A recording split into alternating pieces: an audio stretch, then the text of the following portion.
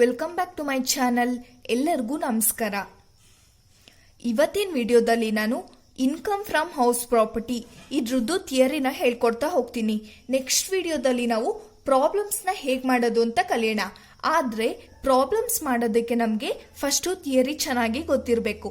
ಹಾಗಾಗಿ ಇವತ್ತಿನ ವಿಡಿಯೋದಲ್ಲಿ ನಾನು ಥಿಯರಿನ ಫಸ್ಟ್ ಹೇಳ್ಕೊಡ್ತೀನಿ, ಆಮೇಲೆ ಪ್ರಾಬ್ಲಮ್ಸ್ ಮಾಡೋದಕ್ಕೆ ಈಸಿ ಆಗುತ್ತೆ. ಫಸ್ಟು ಥಿಯರಿ ಏನು ಬರೆಯಕ್ಕೆ ಜಾಸ್ತಿ ಕೊಡಲ್ಲ, ಹಾಗಾದ್ರೆ ಇದನ್ನ ರೂಲ್ಸ್ನ ಯೂಸ್ ಮಾಡಿಕೊಂಡು ನಾವು ಪ್ರಾಬ್ಲಮ್ಸ್ನ ಮಾಡಬೇಕಾಗುತ್ತೆ. ಹಾಗಾಗಿ ಫಸ್ಟ್ ಏನಂದ್ರೆ ಹೌಸ್ ಪ್ರಾಪರ್ಟಿ ಬಂದ್ಬಿಟ್ಟು ಸೆಕ್ಷನ್ 22. ಹೌಸ್ ಪ್ರಾಪರ್ಟಿ ಏನಂದ್ರೆ ಒಂದು ಬಿಲ್ಡಿಂಗ್ ಇರಲೇಬೇಕು. ನೋಡಿ, ಹೌಸ್ ಪ್ರಾಪರ್ಟಿ ಅಂದ್ರೆ ಯಾವುದೇ ಒಂದು ಲ್ಯಾಂಡು ವೇಕೆಂಟ್ ಆಗಿರಂಗಿಲ್ಲ, ಹಂಗಂದ್ರೆ ಖಾಲಿಯಾಗಿರಂಗಿಲ್ಲ. ಯಾವ್ದಾದ್ರು ಒಂದು ಬಿಲ್ಡಿಂಗ್ ಅಥವಾ ಗೋಡೌನ್ ಏನಾದ್ರು ಇರಲೇಬೇಕು. ಅದನ್ನ ಏನಂತ ಕರಿತೀವಿ? ಹೌಸ್ ಪ್ರಾಪರ್ಟಿ ಅಂತ ಕರಿತೀವಿ. ಇದರಿಂದ ನಮಗೆ ಇನ್ಕಮ್ ಬರುತ್ತಲ್ವಾ, ಅದನ್ನ ಏನು ಮಾಡ್ತೀವಿ? ಕ್ಯಾಲ್ಕುಲೇಟ್ ಮಾಡಿಬಿಟ್ಟು ಎಷ್ಟು ಟ್ಯಾಕ್ಸ್ ಹಾಕಬೇಕು, ಎಷ್ಟು ಡಿಡಕ್ಷನ್ ಕೊಡಬೇಕು ಅಂತ ಇನ್ಕಮ್ ಫ್ರಮ್ ಹೌಸ್ ಪ್ರಾಪರ್ಟಿಯಲ್ಲಿ ನೋಡ್ತೀವಿ. ಓಕೆನಾ? ಇನ್ಕಮ್ ಫ್ರಮ್ ಹೌಸ್ ಪ್ರಾಪರ್ಟಿಯಲ್ಲಿ ಏನು ನೋಡ್ತೀವಿ ಅಂದರೆ, ಇನ್ಕಮ್ ಬರುತ್ತಲ್ವಾ ಹೌಸ್ ಪ್ರಾಪರ್ಟಿಯಿಂದ, ಅದರಲ್ಲಿ ಎಷ್ಟು ಟ್ಯಾಕ್ಸ್ ಹಾಕಬೇಕು, ಎಷ್ಟು ಡಿಡಕ್ಷನ್ ಕೊಡಬೇಕು ಅಂತ ನಾವು ಕಲಿತೀವಿ. ಹಾಗಾದ್ರೆ ಇಲ್ಲೇನಾಗುತ್ತೆ, ಸ್ವಲ್ಪ ಕಂಡೀಷನ್ಸ್ ಇದೆ. ಏನ್ ಕಂಡೀಷನ್? ಫಸ್ಟ್ ಕಂಡೀಷನ್ ಬಂದ್ಬಿಟ್ಟು ಏನಂದ್ರೆ, ನಾನು ಹೇಳ್ದಂಗೆ ಒಂದು ಬಿಲ್ಡಿಂಗ್ ಇರಲೇಬೇಕು, ಖಾಲಿ ಇರಂಗಿಲ್ಲ.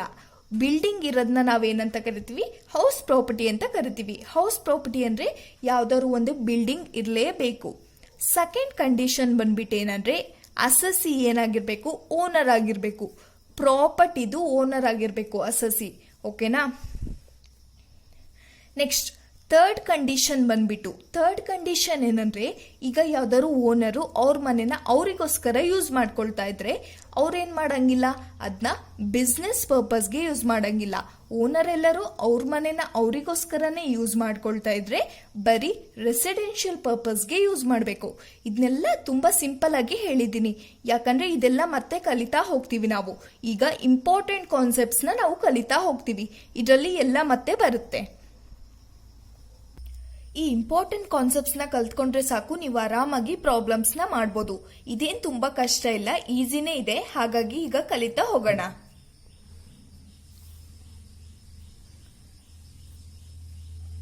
ಫಸ್ಟ್ ಯಾವುದು ಅಂದ್ರೆ ಲೆಟೌಟ್ ಪ್ರಾಪರ್ಟಿ. ಲೆಟೌಟ್ ಪ್ರಾಪರ್ಟಿ ಅಂದ್ರೇನು? ಮನೆನ ಬೇರೆಯವ್ರಿಗೆ ಕೊಡೋದು. ಯಾರಿಗೆ ಮನೆನ ಕೊಡ್ತೀವಿ ಅವ್ರನ್ನ ಏನಂತ ಕರಿತೀವಿ? ಟೆನೆಂಟ್ ಅಂತ ಕರಿತೀವಿ.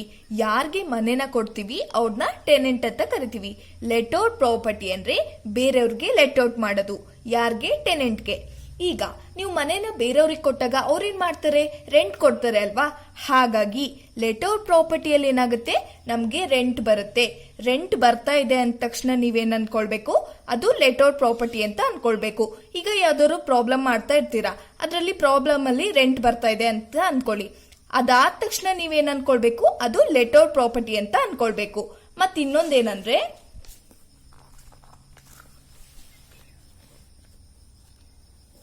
ಈಗ ಲೆಟೌಟ್ ಪ್ರಾಪರ್ಟಿ ಅಂದ್ರೆ ಗೊತ್ತಾಯ್ತಲ್ವಾ, ಟೆನೆಂಟಿಗೆ ಕೊಟ್ಟಿರ್ತೀವಿ. ಹಾಗಾದ್ರೆ ಟೆನೆಂಟ್ ಏನ್ ಮಾಡ್ಬೋದು? ಅದನ್ನ ರೆಸಿಡೆನ್ಷಿಯಲ್ ಪರ್ಪಸ್ಗಾರು ಯೂಸ್ ಮಾಡ್ಬೋದು, ಬಿಸ್ನೆಸ್ ಪರ್ಪಸ್ಗಾರು ಯೂಸ್ ಮಾಡ್ಬೋದು.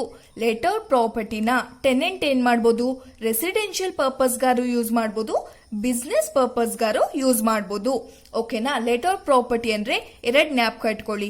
ಒಂದು ಬಂದ್ಬಿಟ್ಟು ನಮ್ಗೆ ರೆಂಟ್ ಬರುತ್ತೆ, ಟೆನೆಂಟ್ ಏನ್ ಮಾಡ್ತಾರೆ? ರೆಂಟ್ ನ ಪೇ ಮಾಡ್ತಾರೆ. ಹಾಗಾಗಿ ರೆಂಟ್ ಬರ್ತಾ ಇದೆ ಅಂದ ತಕ್ಷಣ ಅದು ಲೆಟೌಟ್ ಪ್ರಾಪರ್ಟಿ. ಇನ್ನೊಂದೇನಂದ್ರೆ ರೆಸಿಡೆನ್ಷಿಯಲ್ ಪರ್ಪಸ್ಗಾರು ಯೂಸ್ ಮಾಡ್ಬೋದು, ಬಿಸ್ನೆಸ್ ಪರ್ಪಸ್ಗಾರು ಯೂಸ್ ಮಾಡ್ಬೋದು. ಈಗ ಲೆಟೌಟ್ ಪ್ರಾಪರ್ಟಿ ಆಯ್ತು. ಈಗ ನೆಕ್ಸ್ಟ್ ಯಾವುದು? Self occupied property. Self occupied property ಅಂದ್ರೆ ಏನು? ಓನರು ಅವರಿಗೋಸ್ಕರನೇ ಅವ್ರ ಮನೆನ ಯೂಸ್ ಮಾಡ್ಕೊಳ್ಳೋದು. ಹಂಗಂದ್ರೆ ಓನರ್ ಏನ್ ಮಾಡ್ತಾರೆ? ಅವರೇ ಆ ಮನೆಯಲ್ಲಿ ಇರ್ತಾರೆ. ಹಾಗಾಗಿ ಅದರಿಂದ ಏನಾಗುತ್ತೆ? ರೆಂಟ್ ಯಾವುದೇ ರೀತಿ ರೆಂಟ್ ಬರಲ್ಲ. ಸೆಲ್ಫ್ ಆಕ್ಯುಪೈಡ್ ಪ್ರಾಪರ್ಟಿಯಲ್ಲಿ ಯಾವುದೇ ರೀತಿಯಾಗಿ ರೆಂಟ್ ಬರಲ್ಲ.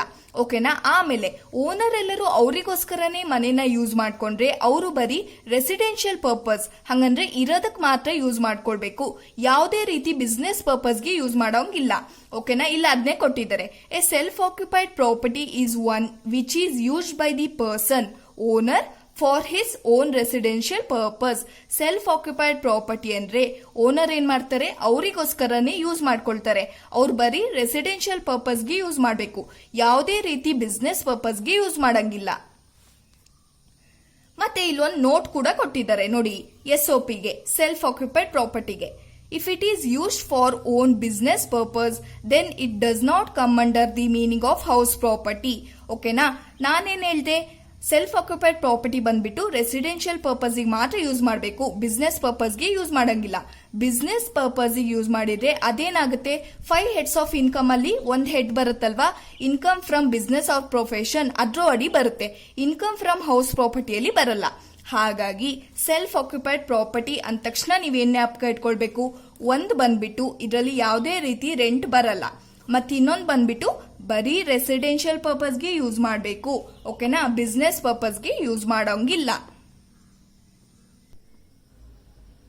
ನೋಡಿ ಇಷ್ಟೇ, ಈಗ ಕಲ್ತ್ಕೊಂಡಾಯ್ತು. ಯಾವುದು ಲೇಟೌಟ್ ಪ್ರಾಪರ್ಟಿನೂ ಆಯ್ತು, ಸೆಲ್ಫ್ ಆಕ್ಯುಪೈಡ್ ಪ್ರಾಪರ್ಟಿನೂ ಆಯ್ತು.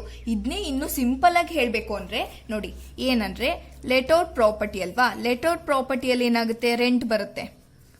ಓಕೆನಾ, ರೆಂಟು ಬರುತ್ತೆ. ಮತ್ತೇನು, ರೆಸಿಡೆನ್ಷಿಯಲ್ ಪರ್ಪಸ್ಗೂ ಯೂಸ್ ಮಾಡ್ಬೋದು, ಹಂಗಂದ್ರೆ ಇರೋದಕ್ಕೂ ಯೂಸ್ ಮಾಡ್ಬೋದು, ರೆಸಿಡೆನ್ಷಿಯಲ್ ಪರ್ಪಸ್ಗೂ ಯೂಸ್ ಮಾಡ್ಬೋದು. ಓಕೆನಾ, ಮತ್ತೆ ಬಿಸ್ನೆಸ್ ಪರ್ಪಸ್ಗೂ ಯೂಸ್ ಮಾಡ್ಬೋದು.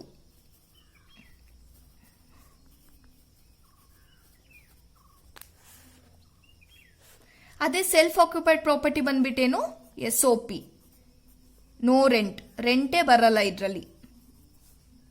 ಆಮೇಲೆ ಬರೀ ರೆಸಿಡೆನ್ಷಿಯಲ್ ಪರ್ಪಸ್ಗೆ ಮಾತ್ರ ಯೂಸ್ ಮಾಡಬೇಕು, ಇರೋದಕ್ಕೆ ಮಾತ್ರ, ಬಿಸ್ನೆಸ್ ಪರ್ಪಸ್ಗೆ ಯೂಸ್ ಮಾಡಂಗಿಲ್ಲ. ಇಷ್ಟೇ, LOP ಇಷ್ಟೇ. SOP ಬಂದ್ಬಿಟ್ಟು ಯಾವುದೇ ರೀತಿ ರೆಂಟ್ ಬರಲ್ಲ, ರೆಸಿಡೆನ್ಷಿಯಲ್ ಪರ್ಪಸ್ಗೆ ಮಾತ್ರ ಯೂಸ್ ಮಾಡಬೇಕು. ನೆಕ್ಸ್ಟ್ ಯಾವುದು ಅಂತ ನೋಡೋಣ. ಈಗ ನೆಕ್ಸ್ಟ್ ಯಾವುದು ಅಂದ್ರೆ deem to be let out property. Deem to be let out property ಅಂದ್ರೆ ಏನಂದ್ರೆ, ಓನರ್ ಎಲ್ಲರೂ ಮನೇನ ಅವರಿಗೋಸ್ಕರ ಯೂಸ್ ಮಾಡ್ಕೊಳ್ತಾ ಇದ್ರೆ, ಹಂಗಂದ್ರೆ ರೆಸಿಡೆನ್ಷಿಯಲ್ ಪರ್ಪಸ್ಗೆ ಯೂಸ್ ಮಾಡ್ಬೇಕಲ್ವಾ. ಇದನ್ನ ಏನಂತ ಕರಿತೀವಿ, ಸೆಲ್ಫ್ ಆಕ್ಯುಪೈಡ್ ಪ್ರಾಪರ್ಟಿ ಅಂತ ಕರಿತೀವಿ. ಹಾಗಾಗಿ ಸೆಲ್ಫ್ ಆಕ್ಯುಪೈಡ್ ಪ್ರಾಪರ್ಟಿ ಬಂದ್ಬಿಟ್ಟು 2 ಮನೆ ಮಾತ್ರ ಏನಾಗಬೇಕು, ಸೆಲ್ಫ್ ಆಕ್ಯುಪೈಡ್ ಪ್ರಾಪರ್ಟಿ ಆಗಬೇಕು. ಓಕೆನಾ, ಈಗ ನಿಮ್ಗೆ ಎಲ್ಲರೂ 3-4 ಮನೆ ಇದೆ ಅನ್ಕೊಳ್ಳಿ, ಅದ್ರಲ್ಲಿ 2 ಮನೆ ನಿಮ್ಗೆ ಯಾವ್ದು ಇಷ್ಟ ಇರುತ್ತೆ ಅದನ್ನ ಮಾತ್ರ ಏನ್ ಮಾಡ್ತೀವಿ, ಸೆಲ್ಫ್ ಆಕ್ಯುಪೈಡ್ ಅಂತ ಬಿಡ್ತೀವಿ. ಇನ್ನುಳಿದಿದ್ನ ಏನ್ ಮಾಡ್ಬೇಕು, deem to be let out property ಮಾಡಬೇಕು. ಓಕೆನಾ, deem to be let out property ಮಾಡೋದು ಹೇಗೆ ಅಂತ ಪ್ರಾಬ್ಲಮ್ ಮಾಡುವಾಗ ಹೇಳ್ಕೊಡ್ತೀನಿ. ಆದ್ರೆ ನಾವೀಗ ಏನ್ ಜ್ಞಾಪಕ ಇಟ್ಕೊಳ್ಬೇಕು ಅಂದ್ರೆ, ಒಟ್ನಲ್ಲಿ ಈಗ ಓನರ್ಗೆ 3-4 ಮನೆ ಇದ್ರೆ ಅದರಲ್ಲಿ 2 ಮನೆ ಮಾತ್ರ ಏನು ಸೆಲ್ಫ್ ಆಕ್ಯುಪೈಡ್ ಆಗುತ್ತೆ, ಇನ್ನುಳಿದಿದ್ದೇನಾಗುತ್ತೆ, deem to be let out property ಆಗುತ್ತೆ. ಅದನ್ನೇ ಕೊಟ್ಟಿದ್ದಾರೆ ಇಲ್ಲಿ.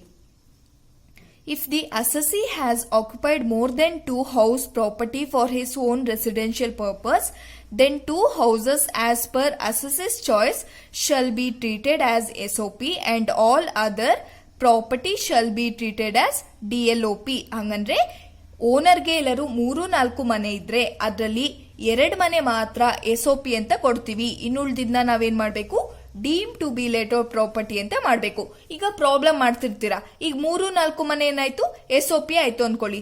ಸಡನ್ ಆಗಿ ನೀವೇನ್ ಮಾಡ್ಬೇಕು, 2 ಮನೆ ಮಾತ್ರ ಏನ್ ಮಾಡ್ಬೇಕು, SOP ಮಾಡಬೇಕು, ಇನ್ನುಳಿದಿದ್ನ deem to be let out property ಮಾಡಬೇಕು. ಈಗ ನಮ್ಗೆ deem to be let out property ಗೊತ್ತಾಯ್ತಲ್ವಾ, 2 ಮನೆನ ಏನ್ ಮಾಡ್ಬೇಕು, ಸೆಲ್ಫ್ ಆಕ್ಯುಪೈಡ್ ಪ್ರಾಪರ್ಟಿ ಅಂತ ಮಾಡಬೇಕು, ಇನ್ನುಳಿದಿದ್ನ ಏನ್ ಮಾಡ್ಬೇಕು, deem to be let out property ಮಾಡಬೇಕು. ಇದು ಗೊತ್ತಾಯ್ತು. ನೆಕ್ಸ್ಟ್ ಯಾವುದು ನೋಡೋಣ. 4th one ಬಂದ್ಬಿಟ್ಟು partly self occupied property and partly let out property. ಹಂಗಂದ್ರೇನು, ಸ್ವಲ್ಪ ಸೆಲ್ಫ್ ಆಕ್ಯುಪೈಡ್ ಆಗುತ್ತೆ, ಇನ್ ಸ್ವಲ್ಪ ಏನಾಗುತ್ತೆ, ಲೆಟೌಟ್ ಪ್ರಾಪರ್ಟಿ ಆಗುತ್ತೆ. ಓಕೆನಾ, ಅದರಲ್ಲಿ 2 ಪಾಯಿಂಟ್ಸ್ ಬರುತ್ತೆ. ಫಸ್ಟ್ ಒನ್ ನೋಡೋಣ. Part of the period self occupied and part of the period let out. Example ಕೂಡ ಕೊಟ್ಟಿದ್ದಾರೆ. ಡ್ಯೂರಿಂಗ್ ದಿ ಪ್ರೀವಿಯಸ್ ಇಯರ್ 2020, 2021 ಇದು ವರ್ಷ ಚೇಂಜ್ ಆಗ್ತಾ ಇರುತ್ತೆ. ಓಕೆನಾ, previous year up to December 31st the house was let out and from Jan onwards the house was occupied by the owner for his residential purpose. ಇಲ್ಲಿ ಏನ್ ಹೇಳಿದ್ದಾರೆ ಅಂದ್ರೆ, ಹಂಗಂದ್ರೆ ಪ್ರೀವಿಯಸ್ ಇಯರ್ ಅಲ್ಲಿ ಹೋಲ್ ಇಯರ್ ಏನ್ ಮಾಡಿರಲ್ಲ, ಲೆಟ್ಔಟೇ ಮಾಡಿರಲ್ಲ, ಅಥವಾ ಹೋಲ್ ಇಯರ್ ಸೆಲ್ಫ್ ಆಕ್ಯುಪೈಡ್ ಆಗಿರಲ್ಲ. ಸ್ವಲ್ಪ ದಿನ ಏನ್ ಮಾಡಿರ್ತಾರೆ, ಸ್ವಲ್ಪ ದಿನ ಬೇರೆಯವ್ರಿಗೆ ಲೆಟ್ಔಟ್ ಮಾಡಿರ್ತಾರೆ. ಓಕೆನಾ, ಆಮೇಲೆ ಇನ್ ಸ್ವಲ್ಪ ದಿನ ಏನ್ ಮಾಡಿರ್ತಾರೆ, ಸೆಲ್ಫ್ ಆಕ್ಯುಪೈಡ್ ಆಗಿರ್ತಾರೆ. ಅದನ್ನ ಏನಂತ ಕರಿತೀವಿ, partly self occupied property, partly let out property. ಹಂಗಂದ್ರೆ ಸ್ವಲ್ಪ ದಿನ ಸೆಲ್ಫ್ ಆಕ್ಯುಪೈಡ್ ಆಗಿರ್ತಾರೆ, ಇನ್ ಸ್ವಲ್ಪ ದಿನ ಲೆಟ್ಔಟ್ ಮಾಡಿರ್ತಾರೆ. ಓಕೆನಾ, ಇದು ಫಸ್ಟ್ ಪಾಯಿಂಟ್ ಆಯ್ತು. ಈಗ ಸೆಕೆಂಡ್ ಪಾಯಿಂಟ್ ಏನಂತ ನೋಡೋಣ. ಇಲ್ಲಿ ಸೆಕೆಂಡ್ ಪಾಯಿಂಟ್ ಅಲ್ಲಿ ಏನು ಹೇಳಿದ್ದಾರೆ ಅಂದ್ರೆ, ಒಂದು ಮನೆ ಇದ್ರೆ ಅದರಲ್ಲಿ 75% ಸೆಲ್ಫ್ ಆಕ್ಯುಪೈಡ್ ಆಗಿರುತ್ತೆ. ಇನ್ 25% ಏನ್ ಮಾಡಿರ್ತಾರೆ, ಲೆಟ್ಔಟ್ ಮಾಡಿರ್ತಾರೆ. ಅದನ್ನ ಏನಂತ ಕರಿತೀವಿ, ಅದನ್ನು ಕೂಡ partly self occupied property, partly let out property ಅಂತ ಕರಿತೀವಿ. ಹಂಗಂದ್ರೆ ಒಂದ್ ಮನೇಲಿ 75% ಏನ್ ಮಾಡಿರ್ತಾರೆ, ಅವರೇ ಯೂಸ್ ಮಾಡ್ಕೊಳ್ತಾರೆ. ಇನ್ನು ಉಳಿದಿದ್ನ 25% ಏನ್ ಮಾಡ್ತಾರೆ, ಲೆಟ್ಔಟ್ ಮಾಡಿರ್ತಾರೆ. ಅದನ್ನ partly self occupied property, partly let out property ಅಂತ ಕರಿತೀವಿ. ಈಗ ನಾವು ಇದನ್ನ ಕಲ್ತ್ಕೊಂಡಾಯ್ತಲ್ವಾ, ಈಗ ಫಾರ್ಮೆಟ್ ನ ಕಲಿಯೋಣ.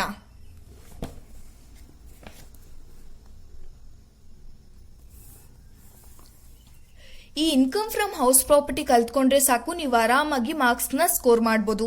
ಯಾಕಂದ್ರೆ 15 ಮಾರ್ಕ್ಸ್ ಕೂಡ ಒಂದ್ ಪ್ರಾಬ್ಲಮ್ ಬರುತ್ತೆ, 5 ಮಾರ್ಕ್ಸ್ ಕೂಡ ಒಂದ್ ಪ್ರಾಬ್ಲಮ್ ಬರುತ್ತೆ. ಹಾಗಾಗಿ ಈಗ ಫಾರ್ಮೆಟ್ ನ ಕಲಿಯೋಣ.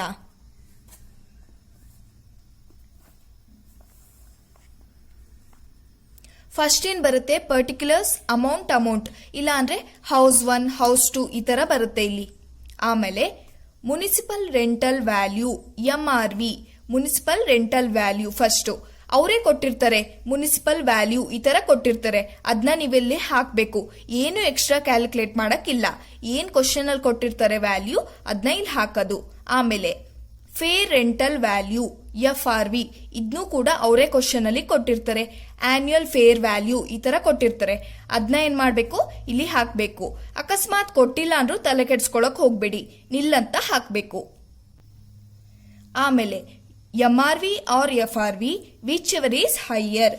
MRV ಅಥವಾ FRV. MRV ಅಂದ್ರೆ ಇದು, FRV ಅಂದ್ರೆ ಇದು. ಇವೆರಡರಲ್ಲಿ ಯಾವ್ದು ಜಾಸ್ತಿ ಇದೆ ನೋಡಿ ಇಲ್ಲಿ, ವಿಚ್ ಎವರ್ ಈಸ್ ಹೈಯರ್. ಇವೆರಡರಲ್ಲಿ ಯಾವ್ದು ಜಾಸ್ತಿ ಇದೆ ಅದನ್ನ ಏನ್ ಮಾಡ್ಬೇಕು, ಇಲ್ಲಿ ಬರಿಬೇಕು. ಇವೆರಡರಲ್ಲಿ ಯಾವ್ದು ವ್ಯಾಲ್ಯೂ ಜಾಸ್ತಿ ಇರುತ್ತೆ ಅದನ್ನ ಇಲ್ಲಿ ಬರಿಬೇಕು. ಆಮೇಲೆ ಏನ್ ಬರುತ್ತೆ, ಸ್ಟ್ಯಾಂಡರ್ಡ್ ರೆಂಟ್.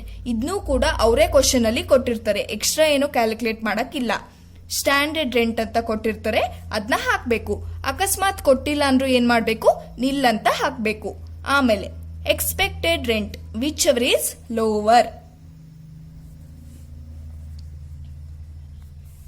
ಈಗ ವಿಚ್ ಎವರ್ ಈಸ್ ಲೋವರ್ ಅಂತ ಕೊಟ್ಟಿದ್ದಾರೆ. ಹಾಗಾಗಿ MRV ಅಥವಾ FRV ಇದ್ರಲ್ಲಿ ಮತ್ತೆ ಸ್ಟ್ಯಾಂಡರ್ಡ್ ರೆಂಟ್ ಇವೆರಡರಲ್ಲಿ ಯಾವ್ದು ಕಡಿಮೆ ಇರುತ್ತೆ, ಯಾಕಂದ್ರೆ ಲೋವರ್ ಅಲ್ವಾ. ಹಾಗಾಗಿ ಯಾವ್ದು ಕಡಿಮೆ ಇರುತ್ತೆ ಅದನ್ನ ಏನ್ ಮಾಡ್ಬೇಕು, ಇಲ್ಲಿ ಬರಿಬೇಕಾಗುತ್ತೆ. ಅಕಸ್ಮಾತ್ ಇಲ್ಲಿ ಸ್ಟ್ಯಾಂಡರ್ಡ್ ರೆಂಟ್ ಕೊಟ್ಟಿಲ್ಲ ಅಂದ್ರೂ ಪರವಾಗಿಲ್ಲ, ಏನು ತಲೆಕೆಡ್ಸ್ಕೊಳ್ಬೇಡಿ. ನಿಲ್ ಅಂತ ಹಾಕ್ಬಿಟ್ಟು ಇದೇ ವ್ಯಾಲ್ಯೂನ ಏನ್ ಮಾಡ್ಬೋದು, ಇಲ್ಲಿ ಎಕ್ಸ್ಪೆಕ್ಟೆಡ್ ರೆಂಟಿಗೆ ಬರಿಬಹುದು. ಆಮೇಲೆ ಏನಿದೆ, annual rent minus unrealised rent. Annual rent ಅಂದ್ರೇನು, ಒಂದ್ ವರ್ಷಕ್ಕೆ ಎಷ್ಟು ರೆಂಟ್ ಅಂತ. ಈಗ 1 ಮಂತಿಗೆ 5000 ಅನ್ಕೊಳ್ಳಿ, ಒಂದ್ ವರ್ಷಕ್ಕೆ ಎಷ್ಟಾಗುತ್ತೆ ಅಂತ ನಾವು ಕೌಂಟ್ ಮಾಡಬೇಕು. ಒಂದ್ ವರ್ಷಕ್ಕೆ ಎಷ್ಟು ತಿಂಗಳು, 12 ತಿಂಗಳು ಅಲ್ವಾ.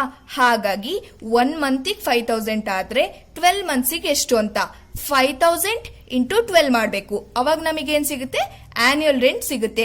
ಈಗ ಅವರೇ ಕೊಟ್ಟಿದ್ರೆ ರೆಂಟ್ ಫಾರ್ 12 ಮಂತ್ಸ್ ಅಂತ ಏನ್ ಮಾಡ್ಬೇಕು, ಅದನ್ನೇ ತಕೊಳ್ಬೇಕು. ಯಾಕಂದ್ರೆ 12 ಮಂತ್ಸ್ ಅಂದ್ರೇನು, ಅದು ಆನ್ಯುಯಲ್. ಹಾಗಾಗಿ ಆನ್ಯುಯಲ್ ರೆಂಟ್ ಅಂದ್ರೆ 12 ಮಂತ್ಸ್ಗೆ ಎಷ್ಟು ರೆಂಟ್ ಆಗುತ್ತೆ ಅದನ್ನ ಬರಿಬೇಕು. ಆಮೇಲೆ ಏನಿದೆ, ಅನ್ರಿಯಲೈಸ್ಡ್ ರೆಂಟ್ ಅಂದ್ರೆ ಏನು? ಅನ್ರಿಯಲೈಸ್ಡ್ ರೆಂಟ್ ಅಂದ್ರೆ ಏನಂದ್ರೆ, ಓನರ್ಗೆ ಟೆನೆಂಟ್ ಇಂದ ಅಮೌಂಟ್ ನ ಎಷ್ಟು ಕಲೆಕ್ಟ್ ಮಾಡ್ಕೊಳಕ್ ಆಗಿರಲ್ಲ, ಹಂಗಂದ್ರೆ ರೆಂಟ್ ನ ಎಷ್ಟು ಕಲೆಕ್ಟ್ ಮಾಡ್ಕೊಳಕ್ ಆಗಿರಲ್ಲ, ಅದನ್ನ ನಾವೇನಂತ ಕರಿತೀವಿ, ಅನ್ರಿಯಲೈಸ್ಡ್ ರೆಂಟ್ ಅಂತ ಕರಿತೀವಿ. ಟೆನೆಂಟ್ ಅಂದ್ರೆ ಯಾರು, ಯಾರಿಗೆ ಮನೆನ ಕೊಟ್ಟಿರ್ತೀವಿ ಅವ್ರನ್ನ ಟೆನೆಂಟ್ ಅಂತ ಕರಿತೀವಲ್ವಾ. ಹಾಗಾದ್ರೆ ಓನರ್ಗೆ ಟೆನೆಂಟ್ ಇಂದ ರೆಂಟ್ ನ ಕಲೆಕ್ಟ್ ಮಾಡ್ಕೊಳಕ್ ಆಗ್ಲಿಲ್ಲ ಅಂದ್ರೆ ಅನ್ರಿಯಲೈಸ್ಡ್ ರೆಂಟ್ ಅಂತ ಕರಿತೀವಿ. ಈಗ ಒಂದೊಂದ್ಸತಿ ಏನಾಗುತ್ತೆ ಅಂದ್ರೆ, ಟೆನೆಂಟ್ ಏನಾಗಿರ್ತಾರೆ, ಔಟ್ ಆಫ್ ಸ್ಟೇಷನ್ ಹೋಗಿರ್ತಾರೆ, ಇಲ್ಲಾಂದ್ರೆ ಅವ್ರಿಗೆ ಏನಾದ್ರು ಪ್ರಾಬ್ಲಮ್ ಇರ್ಬೋದು.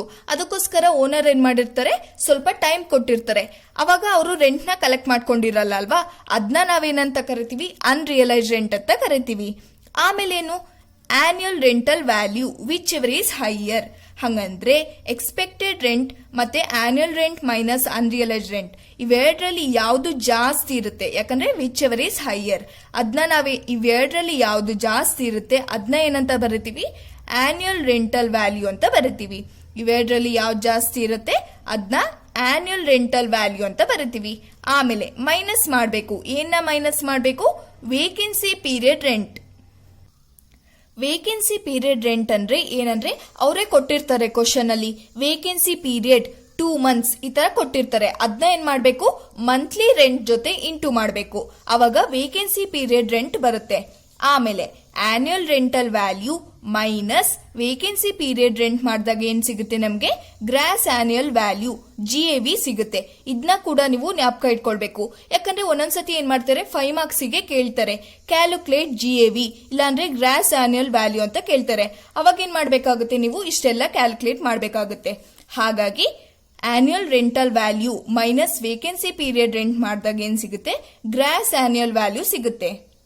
ಆಮೇಲೆ ಲೆಸ್ ಮಾಡಬೇಕು. ಏನ ಲೆಸ್ ಮಾಡಬೇಕು, municipal tax paid by the assessee owner during the previous year. ಹಂಗಂದ್ರೆ ಅಸೆಸಿ ಇರ್ತಾರಲ್ವಾ, ಓನರ್ ಇರ್ತಾರಲ್ವಾ, ಅವರು ಪ್ರೀವಿಯಸ್ ಇಯರ್ ಅಲ್ಲಿ ಎಷ್ಟು ಮುನಿಸಿಪಲ್ ಟ್ಯಾಕ್ಸ್ ನ ಪೇ ಮಾಡಿರ್ತಾರೆ ಅಷ್ಟನ್ನ ಏನ್ ಮಾಡ್ಬೇಕು, ನಾವಿಲ್ಲಿ ಮೈನಸ್ ಮಾಡಬೇಕಾಗುತ್ತೆ. Municipal tax paid by the owner, owner pay ಮಾಡಿದ್ದ ಮಾತ್ರ ನಾವೇನ್ ಮಾಡ್ಬೇಕು, ಇಲ್ಲಿ ತಕೊಳ್ಬೇಕು. ಕ್ವಶನ್ ಅಲ್ಲಿ ಕೊಟ್ಟಿರ್ತಾರೆ ನೋಡಿ, ಇಲ್ಲಿ municipal tax paid by the tenant ಅಂತ ಕೊಟ್ಟಿರ್ತಾರೆ. ಅದನ್ನ ಇಲ್ಲಿ ತಕೊಳ್ಬಾರ್ದು, ಯಾಕಂದ್ರೆ ಅವ್ರು ಇಲ್ಲಿ ಹೇಳಿದ್ದಾರೆ municipal tax paid by the owner, ಅದನ್ನೇ ತಕೊಳ್ಬೇಕು. ಈಗ municipal tax paid by the owner ಅಂತ ಕೊಟ್ಟಿದ್ರೆ ಏನ್ ಮಾಡ್ಬೋದು, ನಾವಿಲ್ಲಿ ತಕೊಳ್ಬಹುದು. ಹಾಗಾಗಿ ಗ್ರಾಸ್ ಆನ್ಯುಯಲ್ ವ್ಯಾಲ್ಯೂ GAV ಇಂದ ಇದನ್ನ ಮೈನಸ್ ಮಾಡಿದಾಗ ಏನ್ ಸಿಗುತ್ತೆ ನಮ್ಗೆ, ನೆಟ್ ಆನ್ಯುಯಲ್ ವ್ಯಾಲ್ಯೂ NAV ಸಿಗುತ್ತೆ. ನೆಟ್ ಆನ್ಯುಯಲ್ ವ್ಯಾಲ್ಯೂ NAV ಸಿಗುತ್ತೆ. 5 marks ನಿಮಗೆ ಇದನ್ನು ಕೇಳ್ಬೋದು, ಕ್ಯಾಲ್ಕುಲೇಟ್ NAV ಇಲ್ಲಾಂದ್ರೆ ನೆಟ್ ಆನ್ಯುಯಲ್ ವ್ಯಾಲ್ಯೂ ಅಂತ ಕೇಳ್ಬೋದು. ಅವಾಗ ಏನ್ ಮಾಡ್ಬೇಕು, ನೀವು ಇಷ್ಟೆಲ್ಲ ಕ್ಯಾಲ್ಕುಲೇಟ್ ಮಾಡ್ಬೇಕಾಗುತ್ತೆ. ಆಮೇಲೆ ಈಗ ಲೆಸ್ ಮಾಡಬೇಕು. ಏನ್ನ ಮತ್ತೆ ಮೈನಸ್ ಮಾಡಬೇಕು, ಡಿಡಕ್ಷನ್ ಅಂಡರ್ ಸೆಕ್ಷನ್ 24. ಈ ಸೆಕ್ಷನ್ ನ ನೀವು ಕರೆಕ್ಟ್ ಆಗಿ ಜ್ಞಾಪಕ ಇಟ್ಕೊಂಡಿರ್ಬೇಕು. ಡಿಡಕ್ಷನ್ ಅಂಡರ್ ಸೆಕ್ಷನ್ 24 ಅದರಲ್ಲಿ 2 ಪಾಯಿಂಟ್ಸ್ ಬರುತ್ತೆ. ಫಸ್ಟ್ ಒನ್ ಬಂದ್ಬಿಟ್ಟು standard deduction at 30% of NAV. ಓಕೆನಾ, standard deduction at 30% of NAV. NAV ಮೇಲೆ ಏನ್ ಮಾಡ್ಬೇಕು, 30% ಮಾಡಬೇಕು. NAV ಅಂದ್ರೆ ಇದು ನೆಟ್ ಆನ್ಯುಯಲ್ ವ್ಯಾಲ್ಯೂ. ಇಲ್ಲಿ ಏನ್ ವ್ಯಾಲ್ಯೂ ಸಿಕ್ಕಿರುತ್ತಲ್ವಾ, ಇದ್ರ ಮೇಲೆ 30% ಮಾಡಬೇಕು. ಅವಾಗ ಅದನ್ನ ಏನಂತ ಬರೀಬೇಕು, ಸ್ಟ್ಯಾಂಡರ್ಡ್ ಡಿಡಕ್ಷನ್ ಅಂತ ಇಲ್ಲಿ ವ್ಯಾಲ್ಯೂ ಬರೀಬೇಕು. ಆಮೇಲೆ ಸೆಕೆಂಡ್ ಒನ್ ಬಂದ್ಬಿಟ್ಟೇನು, interest on borrowed capital. Interest on borrowed capital ಅಂದ್ರೆ ಏನಂದ್ರೆ, ಈಗ ಮನೆ ಕಟ್ಟೋದಿಕ್ಕೆ ಇಲ್ಲ ರೀಇನೋವೇಷನ್ ಮಾಡೋದಕ್ಕೆ ಲೋನ್ ತಗೊಂಡಿರ್ತಾರೆ ಅಲ್ವಾ, ಅದ್ರ ಮೇಲೆ ಏನ್ ಮಾಡ್ತಾರೆ, ಇಂಟ್ರೆಸ್ಟ್ ಹಾಕ್ತಾರೆ. ಹಾಗಾಗಿ ಅದ್ರಲ್ಲಿ ಎಷ್ಟು ಡಿಡಕ್ಷನ್ ಕೊಡಬೇಕು ಅಂತ ನಾವಿಲ್ಲಿ ಕ್ಯಾಲ್ಕುಲೇಟ್ ಮಾಡ್ತೀವಿ. ಲೋನ್ ತಗೊಂಡಿರ್ತಾರೆ, ಅದಕ್ಕೆ ಇಂಟ್ರೆಸ್ಟ್ ಹಾಕ್ತಾರಲ್ವಾ, ಅದ್ರಲ್ಲಿ ಎಷ್ಟು ಡಿಡಕ್ಷನ್ ಕೊಡ್ಬೋದು ಅಂತ ನಾವು ಇಲ್ಲಿ ಕ್ಯಾಲ್ಕುಲೇಟ್ ಮಾಡ್ತೀವಿ. ಅದು ಡಿಡಕ್ಷನ್ ಕೊಡೋದು ಬಂದ್ಬಿಟ್ಟು ಎಲ್ಲದಕ್ಕೂ ಕೊಡಕ್ಕಾಗಲ್ಲ. ಲೋನ್ ತಗೊಂಡಿರೋದು ಬಂದ್ಬಿಟ್ಟು ಯಾವ್ದಾವ್ದಕ್ಕಾಗಿರ್ಬೇಕು ಅಂದ್ರೆ, ಒಂದು ಮನೆ ಕಟ್ಟೋದಕ್ಕಾಗಿರ್ಬೇಕು, ಇಲ್ಲ ಅಂದ್ರೆ ಮನೆ ಪರ್ಚೇಸ್ ಮಾಡೋದಕ್ಕಾಗಿರ್ಬೇಕು, ಇಲ್ಲ ಅಂದ್ರೆ ಮನೆ ರೀಇನೋವೇಷನ್ ಮಾಡೋದಕ್ಕಾಗಿರ್ಬೇಕು. ಇದಕ್ಕೆಲ್ಲ ಲೋನ್ ತಗೊಂಡಿದ್ರೆ ಏನ್ ಮಾಡ್ಬೋದು, ನಾವು ಡಿಡಕ್ಷನ್ ಕೊಡ್ಬೋದು. ಅದೇ ಬೇರೆದಕ್ಕೆಲ್ಲರೂ ಲೋನ್ ತಗೊಂಡಿದ್ರೆ ನಾವು ಡಿಡಕ್ಷನ್ ಕೊಡೋದಕ್ಕಾಗಲ್ಲ. ಹಾಗಾಗಿ ಇಂಟ್ರೆಸ್ಟ್ ಆನ್ ಬೋರೋಡ್ ಕ್ಯಾಪಿಟಲ್ ಅಲ್ಲಿ ನಾವೇನ್ ಮಾಡ್ತೀವಿ, ಡಿಡಕ್ಷನ್ ಕೊಡ್ತೀವಿ. ಇಂಟ್ರೆಸ್ಟ್ ಆನ್ ಬೋರೋಡ್ ಕ್ಯಾಪಿಟಲ್ ಬಂದ್ಬಿಟ್ಟು ಅವರೇ ಕ್ವಶನ್ ಅಲ್ಲಿ ಕೊಟ್ಟಿರ್ತಾರೆ. ಇಂಟ್ರೆಸ್ಟ್ ಆನ್ ಲೋನ್ ಅದನ್ನ ಏನ್ ಮಾಡ್ಬೇಕು, ನಾವಿಲ್ಲಿ ತಕೊಳ್ಬೇಕು. ಅಕಸ್ಮಾತ್ ಅವ್ರು ಕೊಟ್ಟಿಲ್ಲ ಅಂದ್ರೆ ಯಾವಾಗ್ಲೂ ಏನ್ ಮಾಡ್ತಾರೆ, ಅವರೇ ಕ್ವಶನ್ ಅಲ್ಲಿ ಕೊಡ್ತಾರೆ. ಯಾಕಂದ್ರೆ ಎಕ್ಸಾಮ್ ಅಲ್ಲೂ ಏನ್ ಮಾಡ್ತಾರೆ, ಈಸಿಯಾಗಿ ಅವರೇ ಕೊಟ್ಬಿಡ್ತಾರೆ. ಯಾಕಂದ್ರೆ ಕೊಟ್ಟಿಲ್ಲ ಅಂದ್ರೆ ಏನಾಗುತ್ತೆ, ತುಂಬಾ ಕ್ಯಾಲ್ಕುಲೇಷನ್ಸ್ ಇರುತ್ತೆ. ಹಾಗಾಗಿ ಎಕ್ಸಾಮ್ ಅಲ್ಲೆಲ್ಲ ಏನ್ ಮಾಡ್ತಾರೆ, ಅವರೇ ಡೈರೆಕ್ಟ್ ಆಗಿ ಕೊಡ್ತಾರೆ ಇಂಟ್ರೆಸ್ಟ್ ಆನ್ ಲೋನ್ ಅಂತ. ಅವಾಗ ನಾವೇನ್ ಮಾಡ್ಬೇಕು, ಅದನ್ನ ಇಲ್ಲಿ ತಕೊಳ್ಬೇಕು. ಅಕಸ್ಮಾತ್ ಅವ್ರು ಕೊಟ್ಟಿಲ್ಲ ಅಂದಾಗ ನಾವೇನ್ ಮಾಡ್ಬೇಕಾಗತ್ತೆ, ತುಂಬಾ ಕ್ಯಾಲ್ಕುಲೇಟ್ ಮಾಡ್ಬೇಕಾಗತ್ತೆ. ಅದು ಹೇಗ್ ಮಾಡೋದು ಅಂತ ಈಗ ಹೇಳ್ಕೊಡ್ತೀನಿ. Interest on borrowed capital direct ಆಗಿ ಕೊಟ್ಟಾಗ ಅದನ್ನೇ ತಕೊಳ್ಬೇಕು. ಕೊಟ್ಟಿಲ್ಲ ಅಂದ್ರೆ ನಾವು ಕ್ಯಾಲ್ಕುಲೇಟ್ ಮಾಡಬೇಕು. ಹೇಗ್ ಮಾಡೋದು ಅಂತ ಈಗ ಹೇಳ್ತೀನಿ.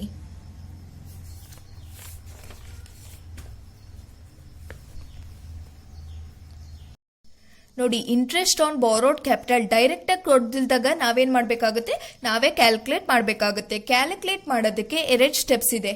ಫಸ್ಟ್ ಬಂದ್ಬಿಟ್ಟು interest for current previous year 2020-2021. ಈ ಪ್ರೀವಿಯಸ್ ಇಯರ್ ಏನಾಗ್ತಿರುತ್ತೆ, ಚೇಂಜ್ ಆಗ್ತಾ ಇರುತ್ತೆ. ನಮಗೆ ಪ್ರೀವಿಯಸ್ ಇಯರ್ ಬಂದ್ಬಿಟ್ಟು 2020-2021. ಹಾಗಾಗಿ ಈ ಕರೆಂಟ್ ಪ್ರೀವಿಯಸ್ ಇಯರ್ ಅಲ್ಲಿ ಎಷ್ಟು ಇಂಟ್ರೆಸ್ಟ್ ಪೇ ಮಾಡಿದ್ದಾರೆ ಅಥವಾ ಎಷ್ಟು ಇಂಟ್ರೆಸ್ಟ್ ಪೇ ಮಾಡ್ತಾ ಇದ್ದಾರೆ ಅಂತ ನಾವೇನ್ ಮಾಡ್ಬೇಕಾಗುತ್ತೆ, ಕ್ಯಾಲ್ಕುಲೇಟ್ ಮಾಡ್ಬೇಕಾಗುತ್ತೆ. ಅದನ್ನೇ ಕೊಟ್ಟಿದ್ದಾರೆ. Interest for current previous year 2020-2021. ಹಂಗಂದ್ರೆ ಪ್ರೀವಿಯಸ್ ಇಯರ್ ಅಲ್ಲಿ, ನಮ್ದು ಪ್ರೀವಿಯಸ್ ಇಯರ್ ಅಲ್ಲಿ ಎಷ್ಟು ಇಂಟ್ರೆಸ್ಟ್ ಪೇ ಮಾಡಿದ್ದಾರೆ ಅಥವಾ ಎಷ್ಟು ಪೇ ಮಾಡ್ತಾ ಇದ್ದಾರೆ ಅಂತ ನಾವಿಲ್ಲಿ ಕ್ಯಾಲ್ಕುಲೇಟ್ ಮಾಡಬೇಕು. ಈಗ interest for current previous year ಗೊತ್ತಾಯ್ತು. ಈಗ next interest on pre construction period. Pre construction ಪೀರಿಯಡ್ಗೆ ಎಷ್ಟು ಇಂಟ್ರೆಸ್ಟ್ ಅಂತ ನಾವು ಕ್ಯಾಲ್ಕುಲೇಟ್ ಮಾಡಬೇಕು. ಇದನ್ನ ಕ್ಯಾಲ್ಕುಲೇಟ್ ಮಾಡೋದಕ್ಕೆ 2 ಸ್ಟೆಪ್ಸ್ ಇದೆ ಇದ್ರಲ್ಲಿ ಕೂಡ. ಯಾವುದು ಅಂತ ನೋಡೋಣ. ಪ್ರೀ ಕನ್ಸ್ಟ್ರಕ್ಷನ್ ಪೀರಿಯಡ್ ಕ್ಯಾಲ್ಕುಲೇಟ್ ಮಾಡೋದಕ್ಕೆ 2 ಸ್ಟೆಪ್ಸ್ ಇದೆ. ಫಸ್ಟ್ ಏನ್ ಮಾಡಿ ಅಂದ್ರೆ ಇದನ್ನ ಬರ್ಕೊಳ್ಳಿ, ಅವಾಗ ಡೇಟ್ಸ್ ಬರೆಯೋದಕ್ಕೆ ಈಸಿ ಆಗುತ್ತೆ. ಫಸ್ಟ್ ಯಾವ ಡೇಟ್ ಬರಿಬೇಕು ಅಂದ್ರೆ ಡೇಟ್ ಆಫ್ ಬೋರೋಯಿಂಗ್ ದಿ ಲೋನ್. ಹಂಗಂದ್ರೆ ಲೋನ್ ಯಾವಾಗ ತಗೊಂಡಿದ್ದಾರೆ ಆ ಡೇಟ್ ನ ಏನ್ ಮಾಡ್ಬೇಕು ಫಸ್ಟ್ ಬರಿಬೇಕು. ಆಮೇಲೆ ಸೆಕೆಂಡ್ ಒನ್ ಬಂದ್ಬಿಟ್ಟು date of repayment of lone. ಹಂಗಂದ್ರೆ ಲೋನ್ ನ ಯಾವಾಗ ರೀಪೇ ಮಾಡಿದ್ದಾರೆ, ಹಂಗಂದ್ರೆ ಲೋನ್ ತಗೊಂಡಿರೋದನ್ನ ಯಾವಾಗ ಕಟ್ಟಿದ್ದಾರೆ ಆ ಡೇಟ್ ನ ತಕೊಳ್ಬೇಕು. ಅವರು ಕ್ವಶನ್ ಅಲ್ಲೇ ಕೊಟ್ಟಿರ್ತಾರೆ. ಇದು ಕೊಟ್ಟಿಲ್ಲ ಅಂದ್ರೂ ಪರವಾಗಿಲ್ಲ, ಅದನ್ನೇ ಖಾಲಿ ಬಿಡಬಹುದು. ಆಮೇಲೆ or 31st immediately prior to the date of completion of construction acquisition. ಹಂಗಂದ್ರೆ ಏನಂದ್ರೆ ಈಗ ಕನ್ಸ್ಟ್ರಕ್ಷನ್ ಕಂಪ್ಲೀಟ್ ಆಗಿರೋ ಡೇಟ್ 1 ಕೊಟ್ಟಿರ್ತಾರೆ, ಅದ್ರಕ್ಕಿಂತ ಮುಂಚೆ ಬರೋ 31st ಮಾರ್ಚ್. ಹಂಗಂದ್ರೆ 31st ಯಾವುದು ಅಂತ ನಾವು ಬರಿಬೇಕು. ಕನ್ಸ್ಟ್ರಕ್ಷನ್ ಕಂಪ್ಲೀಟೆಡ್ ಡೇಟ್ ಕೊಟ್ಟಿರ್ತಾರೆ, ಅದ್ರಕ್ಕಿಂತ ಮುಂಚೆ ಬರೋ 31st ಮಾರ್ಚ್ ಯಾವುದು ಅಂತ ನಾವು ಬರಿಬೇಕು. ಈಗ ನೋಡಿ, ಒಂದು ಡೇಟ್ ಕೊಟ್ಟಿರ್ತಾರೆ ಅನ್ಕೊಳ್ಳಿ. ಯಾವ ಡೇಟ್ ತಕೊಳ್ಳೋಣ? 30/11/2016. ಇದು ಕನ್ಸ್ಟ್ರಕ್ಷನ್ ಕಂಪ್ಲೀಟೆಡ್ ಡೇಟ್ ಅಂತ ತಕೊಳ್ಳೋಣ. Construction completed date. ಹಾಗಾಗಿ ಇದ್ರಕ್ಕಿಂತ ಮುಂಚೆ ಬರೋ 31st ಮಾರ್ಚ್ ಯಾವುದು ಅಂತ ನಾವು ಬರೀಬೇಕು. 31st ಮಾರ್ಚ್ ಯಾವುದು? ಇದು ನವೆಂಬರ್. ಹಾಗಾಗಿ ಇದ್ರಕ್ಕಿಂತ ಮುಂಚೆ ಬರೋ 31st ಮಾರ್ಚ್ ಯಾವುದು? 31/3/2016 ಇದೇ ಇಯರ್ ಬರುತ್ತೆ. ಹಾಗಾಗಿ ಇದು ಕನ್ಸ್ಟ್ರಕ್ಷನ್ ಕಂಪ್ಲೀಟೆಡ್ ಡೇಟ್. ಅವರು ಒಂದು ಕನ್ಸ್ಟ್ರಕ್ಷನ್ ಕಂಪ್ಲೀಟೆಡ್ ಡೇಟ್ ಕೊಟ್ಟಿರ್ತಾರೆ, ಅದ್ರಕ್ಕಿಂತ ಮುಂಚೆ ಬರೋ 31st ಮಾರ್ಚ್ ಯಾವುದು ಅಂತ ಬರೀಬೇಕು. ಆ ಡೇಟ್ ನ ಏನ್ ಮಾಡಬೇಕು ನಾವು ಇಲ್ಲಿ ತಕೊಳ್ಬೇಕು. ಆಮೇಲೆ date of repayment of lone. Loan repayment ಮಾಡಿದ ಡೇಟ್ ಇರುತ್ತಲ್ವಾ, ಆಮೇಲೆ 31st ಇದು ತಕೊಂಡಿರ್ತೀವಲ್ವಾ, ಇದ್ರಲ್ಲಿ ಯಾವುದು ಬೇಗ ಇರುತ್ತೆ ಅದನ್ನ ನಾವೇನ್ ಮಾಡ್ಬೇಕಾಗುತ್ತೆ ಕನ್ಸಿಡರ್ ಮಾಡಬೇಕಾಗುತ್ತೆ. ಅದನ್ನೇ ಕೊಟ್ಟಿದ್ದಾರೆ ಇಲ್ಲಿ, ವಿಚ್ ಎವರ್ ಈಸ್ ಅರ್ಲಿಯರ್. ಹಂಗಂದ್ರೆ ಯಾವುದು ಬೇಗ ಇದೆ ಅದನ್ನ ನಾವೇನ್ ಮಾಡ್ಬೇಕಾಗುತ್ತೆ ಕನ್ಸಿಡರ್ ಮಾಡಬೇಕಾಗುತ್ತೆ. ಇಲ್ಲಿ ಇದನ್ನ ನಾವು 2 ಮಾರ್ಕ್ಸ್ ಕೂಡ ಕೇಳ್ಬೋದು. What is the meaning of pre construction period ಅಂತ. ಅವಾಗ ನೀವೇನ್ ಮಾಡಬೇಕಾಗುತ್ತೆ ಇಲ್ಲಿಂದ ಬರಿಬೇಕಾಗುತ್ತೆ. It is the period starting from ಅಂತ ಬರೆದ್ಬಿಟ್ಟು ಇವೆರಡು ಪಾಯಿಂಟ್ಸ್ ಬರೆದ್ಬಿಟ್ಟು ಇಲ್ಲಿ ತನಕ ಬರಿಬೇಕು. ಓಕೆನಾ? 2 ಮಾರ್ಕ್ಸಿಗೆ what is pre construction period ಅಂತ ಕೇಳಿದಾಗ ಇದಿಷ್ಟನ್ನ ಬರಿಬೇಕು. ಆಮೇಲೆ ಇದಿಷ್ಟೇನಾಯ್ತು ಪ್ರೀ ಕನ್ಸ್ಟ್ರಕ್ಷನ್ ಪೀರಿಯಡ್ ಕ್ಯಾಲ್ಕುಲೇಟ್ ಮಾಡೋದಕ್ಕೆ ಸ್ಟೆಪ್ಸ್ ಆಯ್ತು. ಇದ್ರಲ್ಲಿ ಕೂಡ ತುಂಬಾ ಕ್ಯಾಲ್ಕುಲೇಷನ್ ಇರುತ್ತೆ. ಇದನ್ನ ನಾನು ಪ್ರಾಬ್ಲಮ್ ಮಾಡುವಾಗ ಹೇಳ್ಕೊಡ್ತೀನಿ, ಯಾಕಂದ್ರೆ ಈಗ ಹೇಳಿರೋದು ಸ್ವಲ್ಪ ಅಷ್ಟೇ, ಇದರಲ್ಲಿ ಫುಲ್ ಅರ್ಥ ಆಗಿಲ್ಲ. ಪ್ರಾಬ್ಲಮ್ ಮಾಡುವಾಗ ನಿಮಗೆ ಇನ್ನೂ ಚೆನ್ನಾಗಿ ಅರ್ಥ ಆಗುತ್ತೆ. ಆಮೇಲೆ ಇಂಟ್ರೆಸ್ಟ್ ಆನ್ ಬಾರೋಡ್ ಕ್ಯಾಪಿಟಲ್ ಅಲ್ಲಿ ಸೆಲ್ಫ್ ಆಕ್ಯುಪೈಡ್ ಪ್ರಾಪರ್ಟಿಗೆ ಸ್ವಲ್ಪ ಕಂಡೀಷನ್ಸ್ ಇದೆ. ಓಕೆನಾ? ಇಂಟ್ರೆಸ್ಟ್ ಆನ್ ಬಾರೋಡ್ ಕ್ಯಾಪಿಟಲ್ ಅಲ್ಲಿ ಸೆಲ್ಫ್ ಆಕ್ಯುಪೈಡ್ ಪ್ರಾಪರ್ಟಿಗೆ ಮಾತ್ರ ಏನು ಸ್ವಲ್ಪ ಕಂಡೀಷನ್ ಇದೆ. ಏನ್ ಕಂಡೀಷನ್ ಅಂದ್ರೆ ನೋಡಿ, ಈಗ ಸೆಲ್ಫ್ ಆಕ್ಯುಪೈಡ್ ಪ್ರಾಪರ್ಟಿ ಕೊಟ್ಟಿರ್ತಾರೆ, ಅದರಲ್ಲಿ ಇಂಟ್ರೆಸ್ಟ್ ಆನ್ ಲೋನ್ ಅಮೌಂಟ್ ಕೊಟ್ಟಿರ್ತಾರಲ್ವಾ, ಅದ್ರ ಅಮೌಂಟ್ ಎಲ್ಲರೂ 2 ಲ್ಯಾಕ್ಕಿಂತ ಜಾಸ್ತಿ ಇದ್ರೆ, ಓಕೆನಾ? 2 ಲ್ಯಾಕ್ಕಿಂತ ಕಡಿಮೆ ಇದ್ರೆ ಏನು ಪ್ರಾಬ್ಲಮ್ ಇಲ್ಲ, ಅದನ್ನೇ ತಗೊಳ್ಬಹುದು. 2 ಲ್ಯಾಕ್ಕಿಂತ ಜಾಸ್ತಿ ಕೊಟ್ಟಿದ್ರೆ ನಾವೇನ್ ಮಾಡ್ಬೇಕಾಗುತ್ತೆ ಸ್ವಲ್ಪ ಕಂಡೀಷನ್ಸ್ ನೋಡ್ಬೇಕಾಗುತ್ತೆ. ಕಂಡೀಷನ್ ಸ್ಯಾಟಿಸ್ಫೈ ಆದ್ರೆ ಅವಾಗ ಏನ್ ಮಾಡ್ಬೋದು 2 ಲ್ಯಾಕ್ಕಿಂತ ಜಾಸ್ತಿ ಇರೋ ಅಮೌಂಟ್ ನ ಬರಿಬಹುದು. ಈಗ 2,10,000 ಹಂಗ್ ಕೊಟ್ಟಿದ್ದಾರೆ ಅನ್ಕೊಳ್ಳಿ ಕ್ವಶನ್ ಅಲ್ಲಿ. Interest on borrowed capital self occupied ಪ್ರಾಪರ್ಟಿಗೆ. ಲೆಟೌಟ್ ಪ್ರಾಪರ್ಟಿಗೆ ಏನು ಪ್ರಾಬ್ಲಮ್ ಇಲ್ಲ. ಸೆಲ್ಫ್ ಆಕ್ಯುಪೈಡ್ ಪ್ರಾಪರ್ಟಿಗೆ ಇಂಟ್ರೆಸ್ಟ್ ಆನ್ ಬೋರೋಡ್ ಕ್ಯಾಪಿಟಲ್ 2 ಲ್ಯಾಕ್ಕಿಂತ ಜಾಸ್ತಿ ಕೊಟ್ಟಿದ್ದಾರೆ ಅನ್ಕೊಳ್ಳಿ. ಈಗ 2,10,000 ಕೊಟ್ಟಿದ್ದಾರೆ ಅನ್ಕೊಳ್ಳಿ. ಅವಾಗ ಏನ್ ಮಾಡ್ಬೇಕು ಸ್ವಲ್ಪ ಕಂಡೀಷನ್ಸ್ ಇದೆ, ಅದನ್ನ ನೋಡ್ಬೇಕು. ಅದು ಸ್ಯಾಟಿಸ್ಫೈ ಆದ್ರೆ ಏನ್ ಮಾಡ್ಬೋದು 2 ಲ್ಯಾಕ್ಕಿಂತ ಜಾಸ್ತಿ ಇರೋ ಅಮೌಂಟ್ ನ ಬರಿಬಹುದು. ಸ್ಯಾಟಿಸ್ಫೈ ಆಗ್ಲಿಲ್ಲ ಅಂದ್ರೆ ಅವಾಗ ಏನ್ ಮಾಡ್ಬೇಕು 30,000 ಬರಿಬೇಕಾಗತ್ತೆ. ಹಾಗಾದ್ರೆ ಈಗ ಕಂಡೀಷನ್ಸ್ ಏನು ಅಂತ ನೋಡೋಣ. ಫಸ್ಟ್ ಕಂಡೀಷನ್ ಏನಪ್ಪಾ ಅಂದ್ರೆ ಲೋನ್ ತಗೊಂಡಿರೋದು ಬಂದ್ಬಿಟ್ಟು 1/4/1999 ಈ ಡೇಟ್ ಆದ್ಮೇಲೆ ಆಗಿರ್ಬೇಕು. ಓಕೆನಾ? ಲೋನ್ ತಗೊಂಡಿದ್ರೆ 1/4/1999 ಈ ಡೇಟ್ ಆದ್ಮೇಲೆ ಆಗಿರ್ಬೇಕು. ನೆಕ್ಸ್ಟ್ ಸೆಕೆಂಡ್ ಕಂಡೀಷನ್ ಏನು? Purchase of loan should be for construction or acquisition purchase. ಹಂಗಂದ್ರೆ ಲೋನ್ ತಗೊಂಡಿರೋದು ಬಂದ್ಬಿಟ್ಟು ಮನೆ ಕನ್ಸ್ಟ್ರಕ್ಷನ್ ಮಾಡೋದಕ್ಕೆ ಇಲ್ಲಾಂದ್ರೆ ಮನೆ ಪರ್ಚೇಸ್ ಮಾಡೋದಕ್ಕೆ ಆಗಿರ್ಬೇಕು. ಆಮೇಲೆ ಥರ್ಡ್ ಕಂಡೀಷನ್ ಏನು? ಥರ್ಡ್ ಕಂಡೀಷನ್ ಏನಂದ್ರೆ ಲೋನ್ ತಗೊಂಡಿರ್ತಾರಲ್ವಾ ಅದ್ರದ್ದು ವಿತಿನ್ 3 years ಅಲ್ಲಿ ಏನಾಗಬೇಕು ಕನ್ಸ್ಟ್ರಕ್ಷನ್ ಕಂಪ್ಲೀಟ್ ಆಗಬೇಕು. ಲೋನ್ ತಗೊಂಡಿರ್ತಾರಲ್ವಾ ವಿತಿನ್ 3 years ಅಲ್ಲಿ ಕನ್ಸ್ಟ್ರಕ್ಷನ್ ಕಂಪ್ಲೀಟ್ ಆಗಬೇಕು. ಲಾಸ್ಟ್ ಪಾಯಿಂಟ್ ಏನು, ಸರ್ಟಿಫಿಕೇಟ್ ಇರಬೇಕು. ಲೋನ್ ಲೆಂಡರ್ಸ್ ಇರ್ತಾರಲ್ವಾ, ಅವರಿಂದ ಏನಾಗಿರ್ಬೇಕು, ಸರ್ಟಿಫಿಕೇಟ್ ಇರಬೇಕು. ಇದೆಲ್ಲಾ ಕಂಡೀಷನ್ ಸ್ಯಾಟಿಸ್ಫೈ ಆದ್ರೆ ಮಾತ್ರ ಏನ್ ಮಾಡ್ಬೋದು ನಾವು, 2 lakh ಕಿಂತ ಜಾಸ್ತಿ ಅಮೌಂಟ್ ಇದ್ರು ಅದನ್ನ ಬರಿಬಹುದು. ಇದರಲ್ಲಿ ಒಂದು ಕಂಡೀಷನ್ ಸ್ಯಾಟಿಸ್ಫೈ ಆಗ್ಲಿಲ್ಲ ಅಂದ್ರೂ ಕೂಡ ನಾವೇನ್ ಮಾಡ್ಬೇಕಾಗುತ್ತೆ, 30,000 ಬರಿಬೇಕಾಗುತ್ತೆ ಇಂಟ್ರೆಸ್ಟ್ ಆನ್ ಬೋರೋಡ್ ಕ್ಯಾಪಿಟಲ್ ಅಲ್ಲಿ ಸೆಲ್ಫ್ ಆಕ್ಯುಪೈಡ್ ಪ್ರಾಪರ್ಟಿಗೆ. ಓಕೆನಾ, ಇಷ್ಟೇನಾಯ್ತು ಇಂಟ್ರೆಸ್ಟ್ ಆನ್ ಬೋರೋಡ್ ಕ್ಯಾಪಿಟಲ್ ಬಗ್ಗೆ ಈಗ ನಾವು ಮಾತಾಡಿದ್ದು ಅಲ್ವಾ. Interest on borrowed capital direct ಆಗಿ ಕೊಡ್ದಿದ್ದಾಗ ಇಷ್ಟೆಲ್ಲ ಏನ್ ಮಾಡ್ಬೇಕಾಗುತ್ತೆ, ನಾವು ಕ್ಯಾಲ್ಕುಲೇಟ್ ಮಾಡ್ಬೇಕಾಗುತ್ತೆ. ಡೈರೆಕ್ಟ್ ಆಗಿ ಕೊಟ್ಟಾಗ ಏನ್ ಮಾಡ್ಬೋದು, ಆರಾಮಾಗಿ ಬರಿಬಹುದು. ಆಮೇಲೆ ಈಗ ನೆಟ್ ಆನ್ಯುಯಲ್ ವ್ಯಾಲ್ಯೂ NAV ಇಂದ ಇದನ್ನ ಡಿಡಕ್ಷನ್ ನ ಮೈನಸ್ ಮಾಡಿದಾಗ, ಇವೆರಡನ್ನ ಮೈನಸ್ ಮಾಡಿದಾಗ ನಮಗೇನ್ ಸಿಗುತ್ತೆ, taxable income from house property ಸಿಗುತ್ತೆ. ಓಕೆನಾ, taxable income from house property ಸಿಗುತ್ತೆ. ಈಗ ನಾವಿಷ್ಟು ಫಾರ್ಮ್ಯಾಟ್ ಕಲ್ತ್ಕೊಂಡ್ವಿ ಅಲ್ವಾ. ಈಗ ಒಂದ್ ಸ್ವಲ್ಪ ಕಂಡೀಷನ್ ಇದೆ. ಏನ್ ಕಂಡೀಷನ್ ಅಂದ್ರೆ, ಈ ಕಂಡೀಷನ್ಸ್ ಬಂದ್ಬಿಟ್ಟು ಸೆಲ್ಫ್ ಆಕ್ಯುಪೈಡ್ ಪ್ರಾಪರ್ಟಿಗೆ.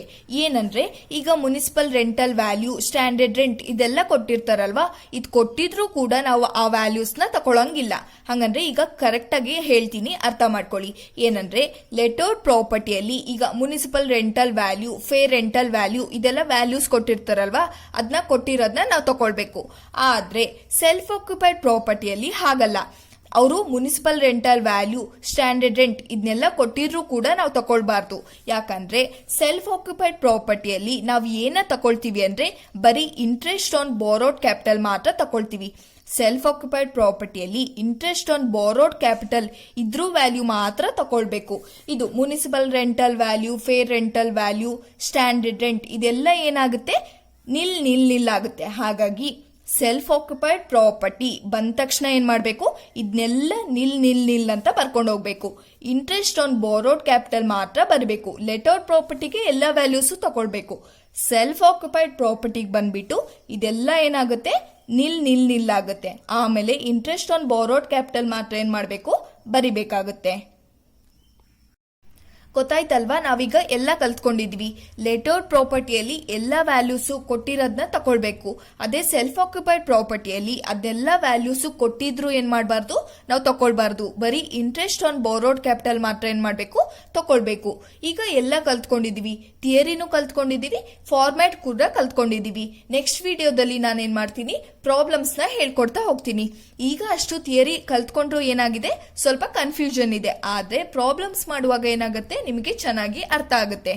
ಈ ವಿಡಿಯೋ ನಿಮಗೆ ಇಷ್ಟ ಆಗಿದ್ರೆ ಪ್ಲೀಸ್ ನನ್ನ ಚಾನೆಲ್ಗೆ ಸಬ್ಸ್ಕ್ರೈಬ್ ಮಾಡ್ಕೊಳ್ಳಿ. ಹಾಗೆ ಲೈಕ್, ಶೇರ್ ಮತ್ತೆ ಕಮೆಂಟ್ ಕೂಡ ಮಾಡಿ.